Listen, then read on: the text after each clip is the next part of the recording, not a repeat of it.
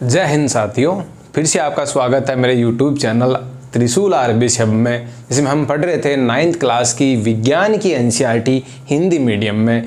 तो आज मैं लेके आया हूँ चैप्टर नंबर 3। इससे पहले थोड़ा बता देता हूँ, 2 चैप्टर खत्म हो चुके हैं, 1 और 2, जिसके एक के 8 पार्ट हैं, एक के 7 पार्ट हैं। वो आप ध्यान से देखेंगे, आपको पूरा सिलेबस अच्छे से कवर हो जाएगा। आज मैं पढ़ाने जा रहा हूँ, आइए देखिए। कक्षा 9 में विज्ञान पढ़ रहे हैं अपन, अध्याय 3 चैप्टर नंबर 3 है। इस चैप्टर का नाम क्या है? परमाणु एवं अणु। इस चैप्टर में अपन परमाणु एवं अणु के बारे में हर बात जानेंगे जो भी आपकी एनसीईआरटी में है, और ये पार्ट नंबर 1 है।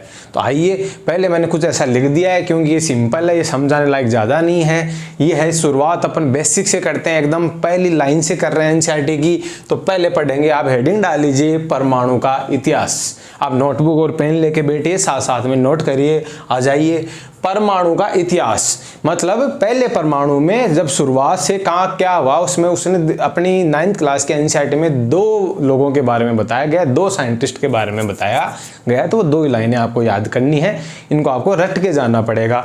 यदि आपको पूरे मार्क्स चाहें तो कहीं से भी प्रश्न आ सकते हैं। आ जाइए, बिना टाइम खराब करे, क्या पढ़ रहे हैं? परमाणु का इतिहास, कि कहाँ से शुरुआत हुई, लोगों ने कब बताना स्टार्ट किया, शुरू में क्या बताया गया, धीरे धीरे चीजें सुधरती गई और सच्चाई सामने आते गई। तो शुरुआत में देखो, लगभग 500 ईसा पूर्व ये तारीख होती है भाई। तारीख कहाँ से? सन होती है कि जैसे अब 2022 चल रही है, वैसे बहुत ही पुराने दिनों को ईसा पूर्व में दिखाते थे। यानी ईसा मसीह के जन्मदिन कितने साल पहले, जन्म से कितने साल पहले, वो वाली तारीख है। तो ऐसे याद कर लो आप, यहाँ ज़्यादा दिमाग नहीं लगाना। 500 ईसा पूर्वी, जिसको कहते हैं 500 BC।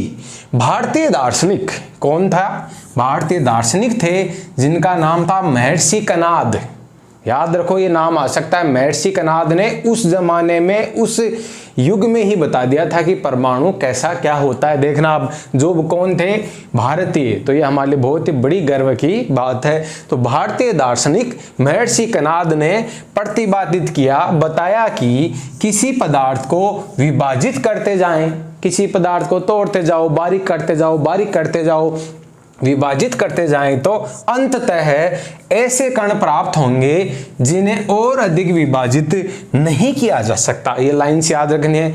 इन्होंने क्या कहा? किसी पदार्थ को तोड़ते जाओ, तोड़ते जाओ, तोड़ते जाओ, अंततः आप ऐसी जगह पहुंच जाओगे कि अब उससे ज्यादा पदार्थ नहीं टूटेगा, और जो लास्ट वाला जो कण मिला तुम्हें, वही आपका परमाणु होता है। तो अधिक विभाजित नहीं किया जा सकता। इस अविभाज्य अर्थात जो अब विभाजित नहीं हो सकता, सूक्ष्मतम बहुत ही छोटा कण होता है, कण को क्या कहा? परमाणु कहा। तो ये इतिहास है। एक लाइन अच्छे से याद रखना, जिनमें अपने भारतीय हैं, भारतीय दार्शनिक महर्षि कणाद, ध्यान रखना। और ये खोज इन्हें कब बताया? 500 ईसा पूर्व, और या कह सकते हैं 500 BC। आगे आ जाइए, पहली लाइन कंप्लीट। दूसरी, लगभग इसी समय, यानी इसी दौर की बात है जब इन्होंने बताया, लगभग इसी समय ग्रीक दार्शनिक, ये अपने कंट्री के नहीं है, ये ग्रीक के हैं। तो ग्रीक दार्शनिक डेमोक्रिटस एवं ल्यूसिपस। अब देखो भाई, बाहर के लोग हैं तो इनके नाम थोड़े से टफ होंगे, अपने यहाँ वाले सिंपल होते हैं। तो डेमोक्रिटस एवं ल्यूसिपस, तो कैसे याद करेंगे? रफ कॉपी में 1-2 बार लिखो, याद करो। डेमोक्रिटस ल्यूसिपस ने बताया कि हम पदार्थ को विभाजित करते जाएं तो अंततः ऐसा कण प्राप्त होगा जो अविभाज्य होगा। इन्होंने इन कणों को क्या कहा? परमाणु। दोनों की लाइन सेम है भाई, बस दार्शनिक चेंज हो गए। पहले दार्शनिक थे महर्षि कणाद, और दूसरे दार्शनिक अपने ग्रीक के 2 जने थे, ध्यान रखना। ग्रीक वाले डेमोक्रिटस थे और ल्यूसिपस थे। तो इतना 2 लाइनें तो ये याद करना बनती है। अब चैप्टर अच्छे से चालू हो जाएगा। अब हेडिंग डालेंगे रासायनिक संयोजन के नियम, अर्थात जब कोई 2 तत्व आपस में आके रासायनिक संयोजन करके यौगिक बनाते हैं तो उनमें कौन कौन से रूल या नियम फॉलो करने पड़ते हैं, ये नियम किसने दिए, क्या नियम दिए, इनसे पक्का एक क्वेश्चन आएगा। तो चलिए शुरू करते हैं। अब आ जाइए, मेन चैप्टर में आ चुके हैं अपन। रासायनिक संयोजन के नियम, ध्यान रखना, वेरी इंपॉर्टेंट है। कोई सा भी नियम आ सकता है यहाँ से, ज्यादातर वेग। अब शुरू करते हैं अपन। तो एंटोनी एल लावोइसियर, अब देखो ये साइंटिस्ट के नाम है, याद हो रहे हैं तो कर लो, बाकी ये ज्यादा इंपॉर्टेंट तो नहीं है। तो एंटोनी एल लावोइसियर एवं जोसेफ एल प्राउस्ट, तो कहीं इतने बड़े नाम याद नहीं करेंगे तो कम से कम इनके लास्ट लेटर तो याद करो कि लावोइसियर और प्राउस्ट ने रासायनिक संयोजन के 2 नियम प्रतिपादित किए। ये बात याद करो भाई, कितने नियम है रासायनिक संयोजन के? 2 नियम है। दोनों नियम ही ऐसे लिखने को आ जाते हैं कि रासायनिक संयोजन के 2 नियम लिखिए। तो पहला नियम आ जाओ, याद करो, द्रव्यमान संरक्षण का नियम, याद हो जाएगा, द्रव्यमान संरक्षण का नियम। अभी समझाएंगे क्या है। दूसरा है स्थिर अनुपात का नियम। दूसरा क्या है? तो देखो भाई, प्राउस्ट ने, लावोइसियर ने 2 नियम प्रतिपादित किए, 2 नियम दिए। दोनों नियम किसके हैं? रासायनिक संयोजन के, कि तत्व संयोजन करेंगे तो कौन कौन से नियम फॉलो होंगे, कौन कौन से नियमों का पालन होगा। द्रव्यमान संरक्षण का नियम, ऐसा कैसा लिखना आना चाहिए, वर्ड समझाऊंगा मैं क्या होता है। और स्थिर अनुपात का नियम। तो पहली हेडिंग डाल लेते हैं हम, क्या डालेंगे? द्रव्यमान संरक्षण का नियम। ये बहुत ज्यादा आता है तो इसको तो मतलब अच्छे से याद कर लो और सीख लो। द्रव्यमान संरक्षण का नियम, देखो आ जाओ समझते हैं।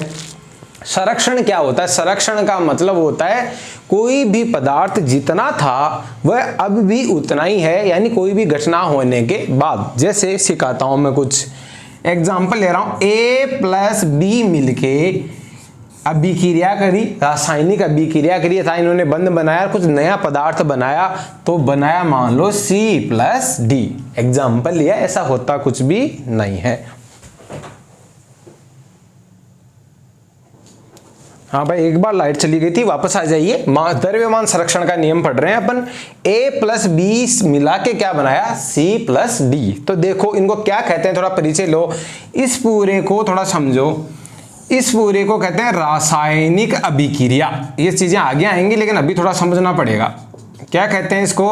रासायनिक अभिक्रिया, जिसमें कोई भी 2 या 2 से अधिक पदार्थ रासायनिक संयोजन करके मिलने के बाद में कोई अन्य चीज बनाते हैं, अन्य पदार्थ बनाते हैं, तो ये इस पूरी को क्या कहते हैं? रासायनिक अभिक्रिया। याद हो जाएगा। ये जो A और B हैं जो कि रासायनिक संयोजन करते हैं, इनको कहते हैं क्रिया कारक। याद करो ये वर्डों को, इनको लिख भी लेना। क्रिया कारक क्या कहते हैं इनको? जो लोग रासायनिक अभिक्रिया में भाग लेते हैं, जो पदार्थ रासायनिक अभिक्रिया में भाग लेते हैं, वो क्या कहलाएंगे? क्रिया कारक। इसका दूसरा नाम भी है, वो भी वर्ड यूज होता रहता है, अभिकारक। याद कर लो दोनों को। क्रिया कारक, क्रिया करने वाले, अभिकारक, तो दोनों याद कर लो, क्रिया कारक और अभिकारक। जो इधर वाला पक्ष होता है, रासायनिक अभिक्रिया तो पूरी को बोलते हैं, उसमें से इधर वाले होते हैं वो होते हैं क्रिया कारक और अभिकारक। और ये इधर जो बनते हैं रासायनिक संयोजन के बाद, जैसे हाइड्रोजन और ऑक्सीजन मिले तो पानी बना, तो हाइड्रोजन और ऑक्सीजन तो हो गए क्रिया कारक अभिकारक, और ऑक्सीजन हो गया तुम्हारा उत्पाद। तो जो तुम्हें प्राप्त होता है उत्पाद, या इंग्लिश में बोल दो प्रोडक्ट, तो ये हो गया उत्पाद।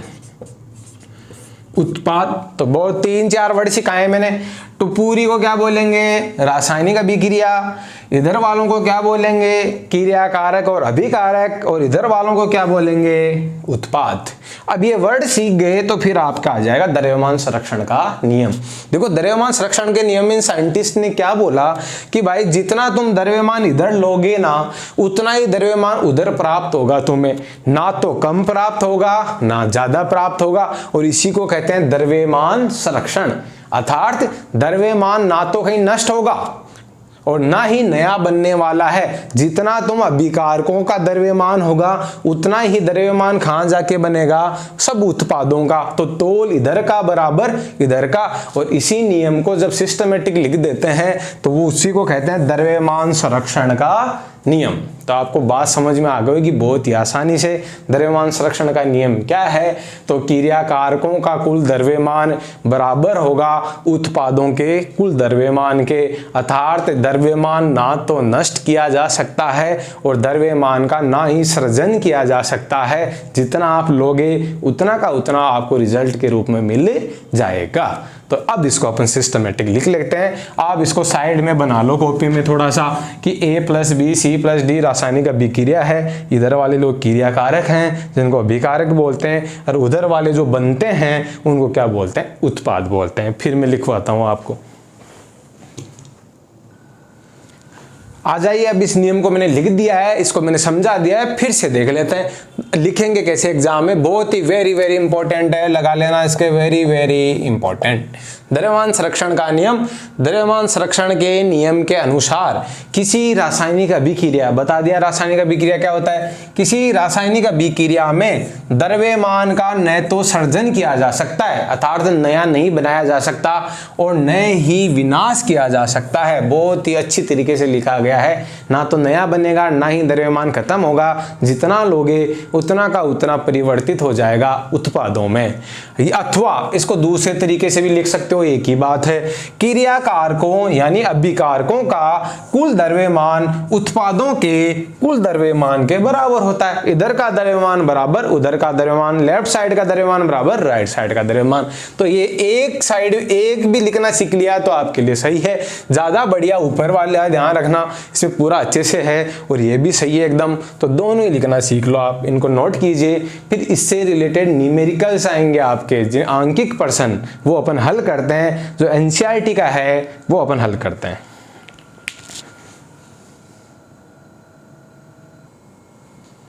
ये आपके एनसीईआरटी का क्वेश्चन है जो द्रव्यमान संरक्षण पर आधारित है। बहुत ही बड़ा सा क्वेश्चन दिखने को में दिखता है, ऐसा लगता है कि बहुत ही खतरनाक या डेंजर पर्सन होगा, लेकिन यदि आपने नियम को ध्यान से सुना है, ध्यान से पढ़ा है, तो कुछ भी खतरनाक नहीं है। अभी 1 मिनट में आपको करवा देता हूँ मैं, बहुत ही अच्छा पर्सन है। आ जाइए, एक पहले ध्यान से पढ़ना सीखो। एक अभिक्रिया में, यानी कोई अभिक्रिया हो रही है, उसमें 5.3 ग्राम सोडियम कार्बोनेट है। ये नाम बड़े बड़े हैं, आपसे इन नामों से क्या लेना देना। जो भी अभिक्रिया करेंगे वो क्रिया कारक हो जाएंगे, और जो बनेंगे वो उत्पाद हो जाएंगे।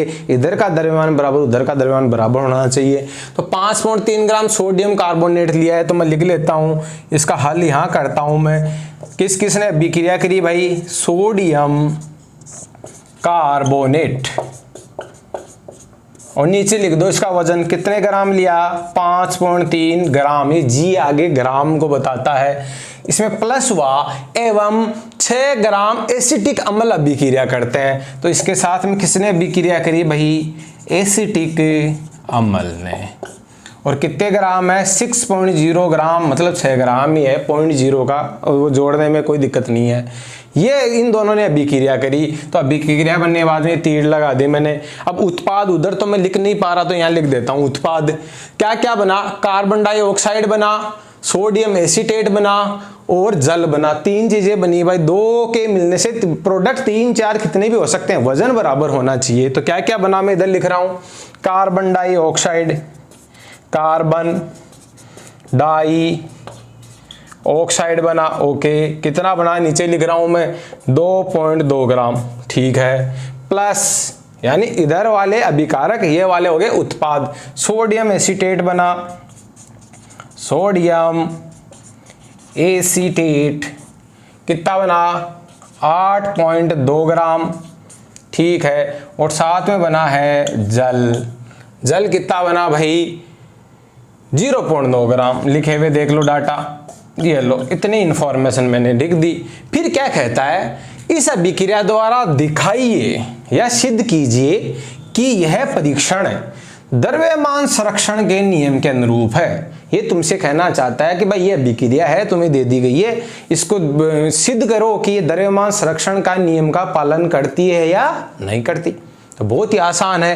पहले मैं इधर का द्रव्यमान देखूंगा और इधर का द्रव्यमान, दोनों साइड के द्रव्यमान मैच खा गए तो द्रव्यमान संरक्षण नियम का क्या हो जाएगा, पालन। तो पहले मैं क्या लिख रहा हूं, ये लो, अभिकारकों का, अभिकारकों या अभिकारकों को दूसरा वर्ड क्या बोला था मैंने, क्रियाकारकों का, क्रियाकारकों का कुल द्रव्यमान जोड़ दो भाई, क्रियाकार का अभिकार इनका।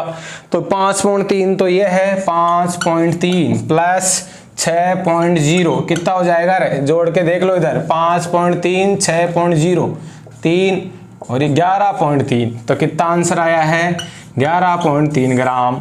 ठीक है। अब इतना ही उधर का आ गया तो फिर मामला सही है। तो फिर आ जाओ उत्पादों का द्रव्यमान, कुल द्रव्यमान, कुल जरूर लगाओ ताकि पता रहे सबका निकाला है। उत्पादों का कुल द्रव्यमान, उत्पाद ये रहे 2.2 ग्राम प्लस कितना है आगे 8.2 प्लस 0.9 जोड़ो भाई, मैं यहीं जोड़ देता हूँ इधर 2.2 8.2 और 0.9 जोड़ते हैं।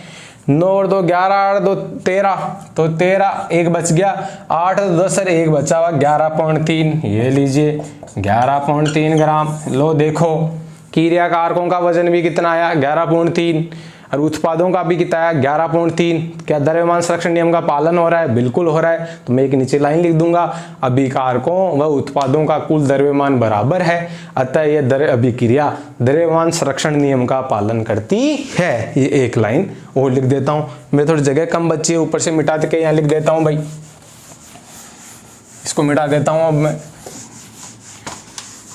ये लीजिए लास्ट की लाइन है, ऊपर लिख रहा हूं, आप सही लिख लेना। यहां लिख रहा हूं मैं, क्या लिखूंगा, इस अभिक्रिया में अभिकारकों का कुल द्रव्यमान तथा उत्पादों